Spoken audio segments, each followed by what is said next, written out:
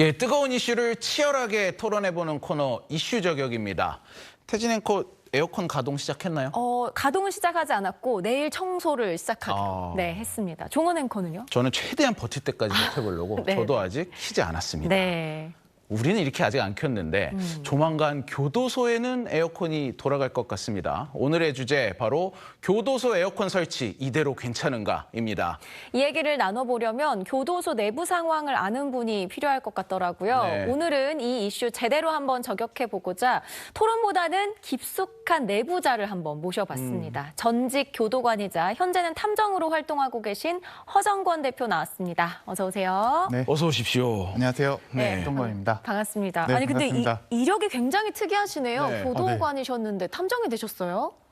일이 적성에 맞아요. 교도관보다 탐정이. 예, 저는 좀 그런 게 적성 때문에 그냥. 직업을 변경을 했습니다. 오, 네. 그렇군요. 그렇군요. 뭐 지금은 탐정이시지만 네. 사실은 이제 얼마 전까지 교도관이셨단 말이죠. 맞습니다. 그래서 네. 교도소 내부 사정을 누구보다 잘 아실 것 같은데 네. 오늘 얘기 구체적으로 시작하기 전에 먼저 단도직입적으로 여쭤보겠습니다. 네. 범죄자에게도 인권이 있다. 에어컨 설치해야 한다. 아니다. 범죄자에게 무슨 에어컨이냐. 네. 우리 전직 교도관 입장으로서 어느 쪽 입장이십니까?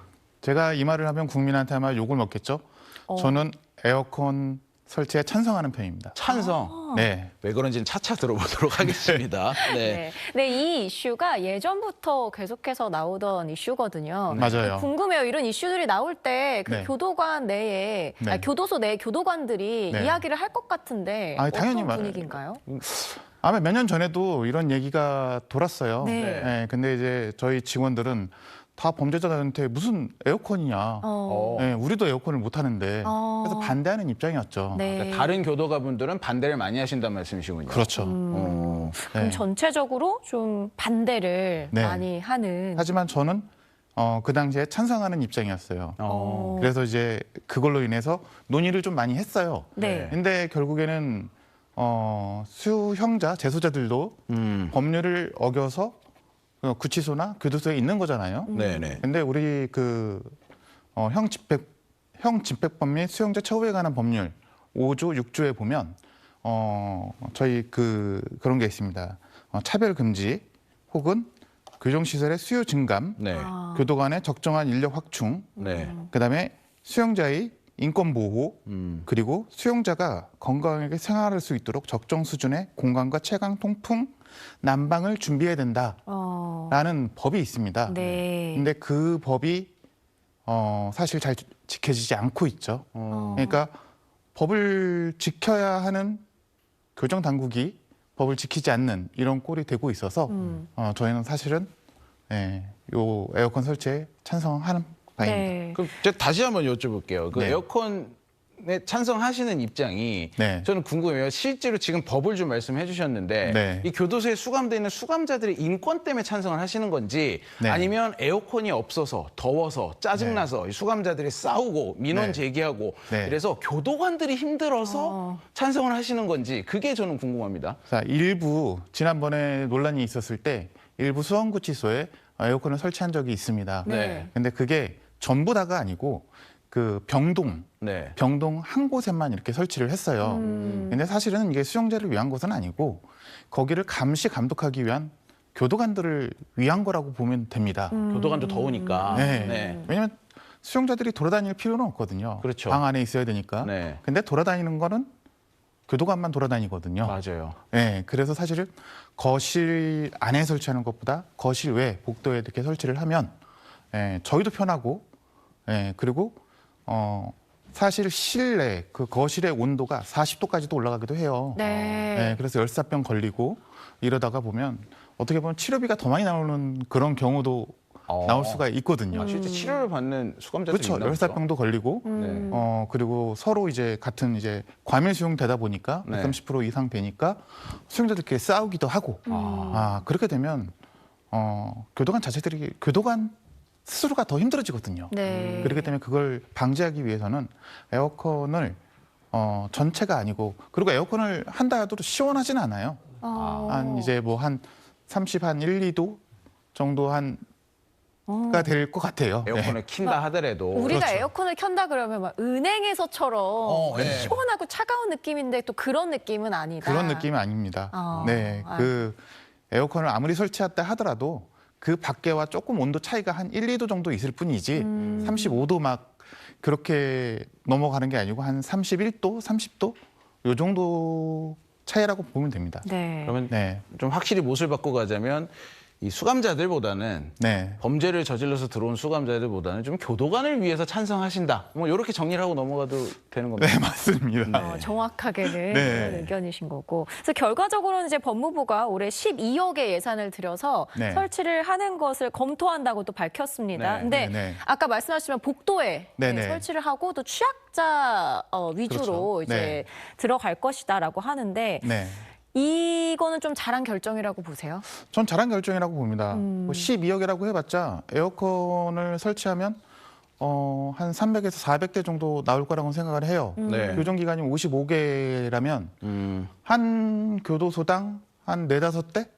그러면 결국에는 그 누구를 위한 에어컨인가라고 생각을 해봤을 때 그런 사회적 약자, 병자, 노인, 여성 이런 사람들을 위해서 설치하는 게 아닌가. 혹은 이제 사회로 곧 복귀할 1급수들, 교화가 가능한 사람들 이런 사람들을 위해서 설치하는 건 맞다고 봅니다.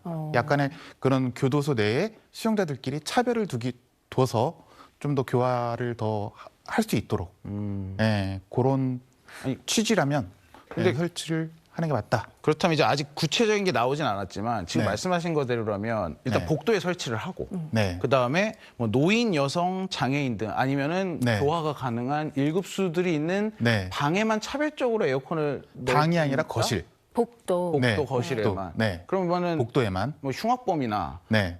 젊은 사람이나 네. 이런 사람들 이거 차별 아니냐 막 이렇게 또 들고 일어나지 않을까요? 그러니까요. 이 수용자 그 처우에 관한 법률에 보면 모두가 공평하게 처우를 받지 않습니다.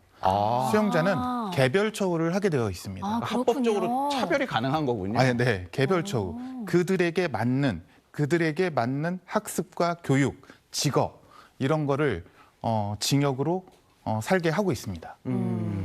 아니 그러면 에어컨이 없던 시절에는 교도관들이 어떻게 좀 보내셨나요? 정말 힘들었죠.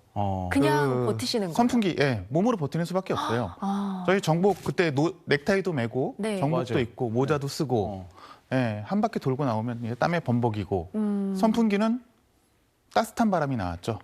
그렇겠죠, 그치. 아무래도. 네, 네. 공기가 네. 따뜻하니까. 네.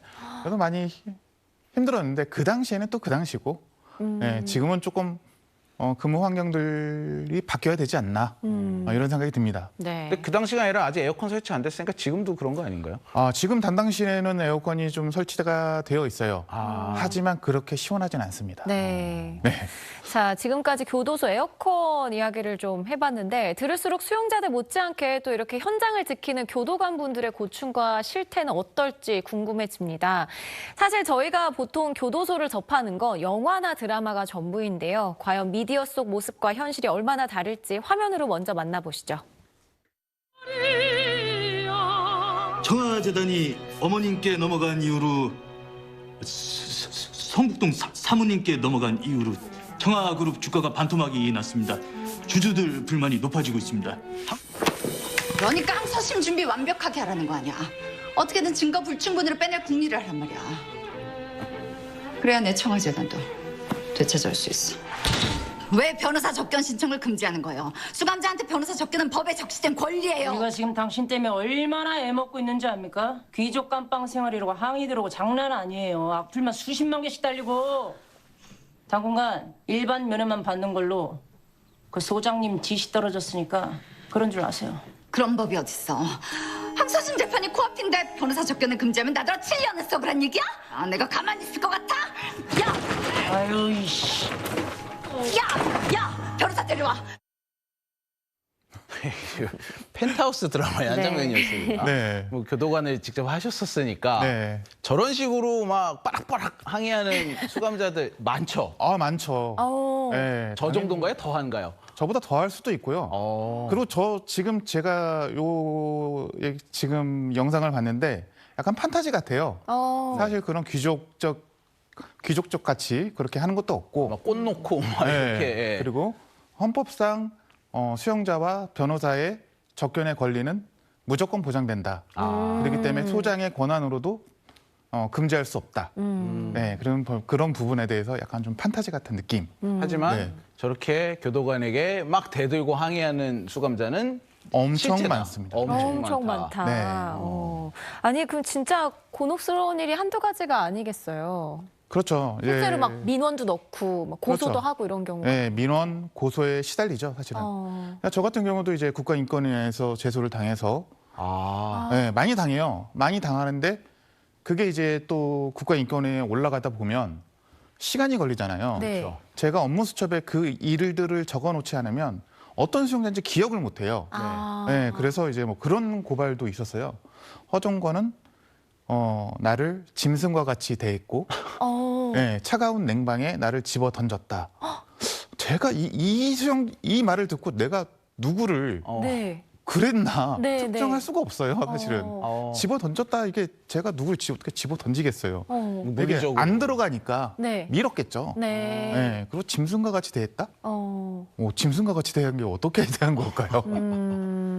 그러니까 그런 약간 것들. 일선 교사들이 받는 약간 악성 민원 같은 걸 네. 이 수감자들로부터 늘상 받고 있다. 뭐 이런 말씀이신 것 같아요. 네, 맞습니다. 네. 그걸 다 해명하는 것도 참 너무 아니, 힘드실 실제로 것 같습니다. 언론사로도 제보 거의 매일 들어와요. 그렇죠, 그렇죠. 무슨 교도관이 나를 이렇게 했다. 네, 네. 교도소 실태를 좀 파주세요. 막 이런 네. 게 엄청 들어오더라고요. 네. 자, 또 우리 네, 지금 들어보니까 또 우리 대표님이 교도관으로 일하실 때 연쇄살인 막 강호순, 네. 유영철 네. 뭐 이런 강력범들도 대면을 하셨다고 들었어요. 이런 정말 전국이 다 알 정도로 큰 범죄를 저지른 사람들은 더 심한가요? 이런 어떤 폐악을 부리는 게? 아니요, 그런 사람들은 그렇게 민원을 넣지는 않아요. 아, 그냥 오히려? 조용히 있어요. 그리고 그런 사람들의 분류가 대부분 키가 작고 좀 왜소한 그런 사람들이거든요. 아, 강력범들이요? 그래서 네. 더 무섭네요. 사이코패스라는 게 네. 일반인 사이에서 구별하기가 어려워요. 아, 네. 근데 조직폭력배 같은 사람들은 구별하기가 쉽잖아요. 네, 덩치 그렇죠. 크고 문신 있고 문신 있고. 침 뱉고 담배 막 피우고 막 던지고 그러잖아요. 네. 근데 강호순이나 뭐 유영철이나 정남규 뭐 이런 사람들은 일반인들 중에서도 좀 왜소하고 작고 그런데 갑자기 돌발적으로 자기보다 약한 사람이 있으면 죽이고 거기에 대한 죄의식이 없고 네. 그래서 그런 사람들은 구별해내기가 좀 많이 어렵죠. 그리고 지금 교도관 말도 잘 듣고 있고요. 아, 오히려 말을 잘 듣는다. 네. 그럼 오히려 뭐 조폭 이런 사람들이 말을 안 듣는 건가요? 조폭이라기보다도 거기는 이제 빵잡이라는 사람들이 있어요. 빵잡이? 네. 뭔가요, 그게? 네, 빵잡이 이제 교도관을 상대로 자기의 어떠한 욕구를 충족하게 시키기 위해서 네. 온갖 민원을 다 쓰는 거죠. 거짓으로도 쓰고. 거짓으로도 쓰고. 아무거나 네. 다 쓰는 사람이군요. 네, 올가매는 맞습니다. 거군요, 막 네, 교도관. 네. 귀찮게 하는 그런 사람들. 그렇죠. 뭐 이제 뭐 단순범들은 한 과에 하나의 뭐 질문을 상대로 하지만 네. 진짜 대단한 사람들은 여러 개의 과에 같이 한꺼번에 묶어서 복잡하게 문제를 적어내는 그런 경우도 있고 그렇게 되면 이제 교도관들이 다 같이 모여가지고 회의를 하고 네. 그러는 경우가 꽤 있습니다. 네. 자, 지금 뭐 말씀을 들어보니까 네. 정말 이 수감자 중에 교도관을 힘들게 하는 수감자도 많구나 싶은데 이게 통제가 안 될 정도라는 얘기도 사실 저도 취재하면서 많은 이 현직 교도관분들한테 듣기도 했거든요. 근데 네. 그럼에도 불구하고 네. 최근에는 이 네. 재소자 인권 개선하자는 목소리가 끊이지 않고 나오고 있고 네. 이러다 보니까 또 일부 교도관들은 그렇게 인권을 개선해주다 이렇게 교도관들이 힘들어졌다라고 얘기하시기도 하더라고요. 네. 이 관계, 이게 어떤 게 더 먼저라고 보시는지, 인권을 더 개선해줘야 된다고 보시는지, 아니면 인권을 개선해줬기 때문에 교도관들의 근무 환경이 어려워졌다고 보시는지. 이게 선후가 저는 그렇다고 봐요. 재소자들의 인권을 보호해줬기 때문에 저희 교도관들의 인권도 보호해 나가는 지금 시스템이거든요. 네. 저희도 그에 대한 대응을 하고 공격을 하면 방어를 하고 공격을 하면 방어를 하고 서로 발전돼 가고 있는 것 같아요. 지금. 네. 그렇구나. 근데 이런 이야기 나오면 뭐 대부분은 네. 왜 범죄자 인권까지 네. 신경을 쓰고 챙겨줘야 하냐 네. 뭐 이런 의견이 사실 대부분이잖아요. 네. 피해자 인권은 어디 갔냐? 그렇죠, 이런 얘기 맞아요. 나오죠. 그 피해자분들은 이제 그 인권 챙겨주는 걸 보면서 고통이 더 커질 것 같기도 하고 네. 뭐가 맞느냐를 생각했을 그래서 때. 저희도 원래 이제 교정 교화라고 하잖아요. 네. 교정은 제도적, 물리적으로 하는 거고 교화는 교육과 심리를 통해서 이제 하는 건데 그런 그 강력범들한테는 교정이 필요하겠죠. 어떻게 보면. 네네. 그러니까 개별처우라고 했잖아요. 네. 그러니까 이 개별처우가 되지 않고 있어요. 사실은. 교도관의 인력 부족과 예산 부족으로. 네. 그러니까 각자에 대한 처우를 해야 되는데 저 같은 경우는 그래요. 진짜 흉악범 같은 경우는 태형을 도입해야 되는 게 아닌가. 매주마다 이제 한 대씩 맞고 들어가는.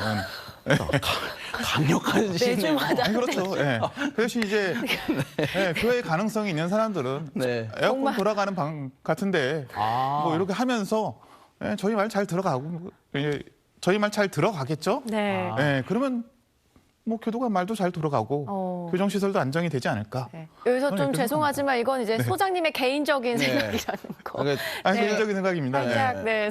대표님 개인 의견은 에어컨도 도입하고 그렇죠. 태형도 도입하자. 네. 이런 것 같습니다. 예. 하지만 지금 탐정으로 일하고 계시네요. 네. 네. 자, 당근과 채찍을 같이 줘서 확실한 개별 처우를 해야 된다. 네, 라고 말씀을 맞습니다. 해주셨는데 네.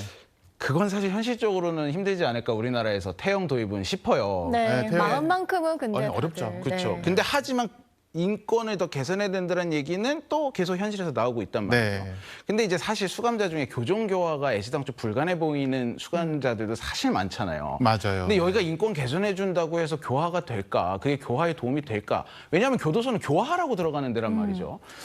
저는 사실 그런 강력범들이나 사이코패스들은 교화는 없다고 봅니다. 아, 교화는 없다. 네. 그거는 허상이다. 네. 하지만 과실범이나 네.